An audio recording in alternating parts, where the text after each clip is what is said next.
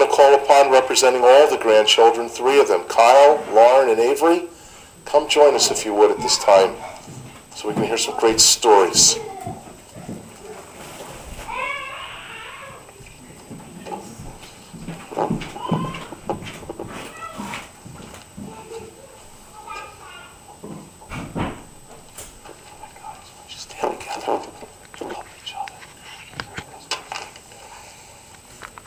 Hi everyone. A few years ago, my Papa Arnold, my mama, and I went to the movies. My grandmother and I were seeing a chick flick while my Papa went to see an action film on his own. Through haste to get to our movie in time, my mama accidentally bought the wrong ticket for my grandfather. As we watched our movie with our cell phones off, my Papa was forced to wait in the lobby for an hour and a half until we got out. He was frustrated to say the least. And that night was the first time and the only time I've ever seen my grandparents fight. And as a 9-year-old, it really troubled me, and they could both tell.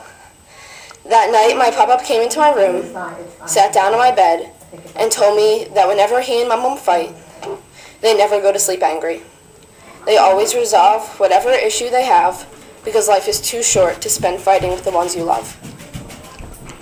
These and so many other words from my grandfather have stuck with me my entire life. But what he said was not as nearly as important as the way he acted every single day. You can never catch him without a smile on his face, and I can truthfully say I don't believe Arnold Stein could express a bad mood. He has a light within himself that shines so brightly, and for as long as I can remember, that light filled me, as I'm sure it did with many others, with happiness.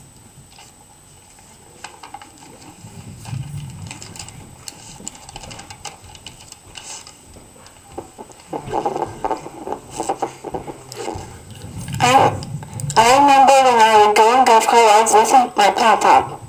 I loved him more than anyone else in the entire world.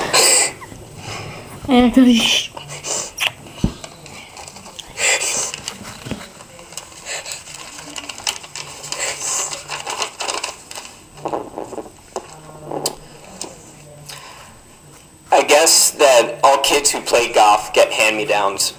With left-handed golfers, I think this is especially the case, since we're pretty much an endangered species, and left-handed golf clubs are about as rare as the roast beef at Famous. So I consider myself fortunate to have had a father and a grandfather from whom I can steal plenty of golf clubs. A golf story would be nice, since Papa loved it so much, and it was such an important part of our relationship, but no stories really stick out to me. I think that's partly because, as anyone who's ever played with me knows, that I can get kind of oblivious to everything going on outside my own duffs and missed putts.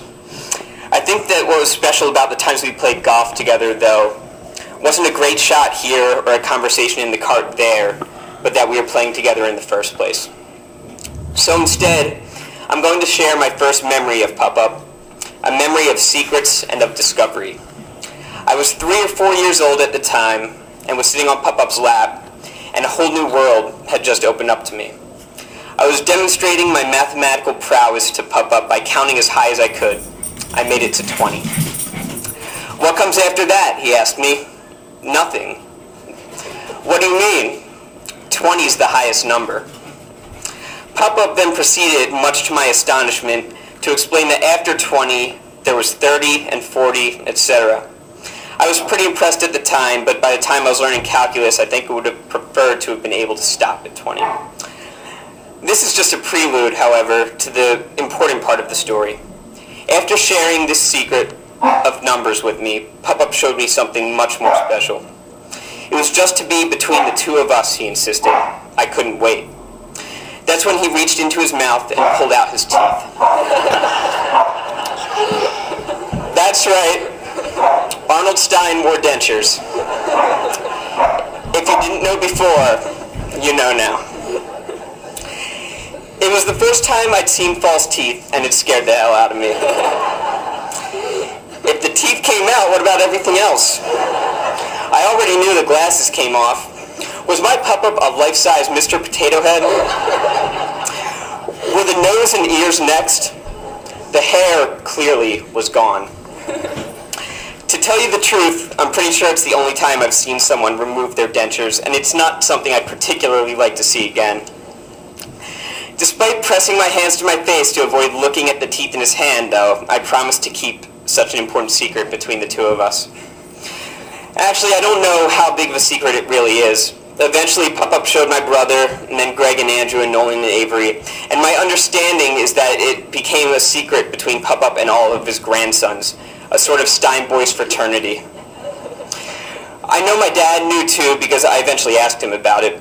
I guess my mom knew because that would have been pretty impressive to be able to keep that secret from your wife for so many years. After that, I haven't thought too much about it. For all I know, it could have been a trick he used at dinners with friends or during a round of golf. I still like to think, though, that I'm the only one who knows about it. Or at least as the oldest grandchild, that I was the first one to know about it. Thank everybody for being here today, by the way. Thank you very much.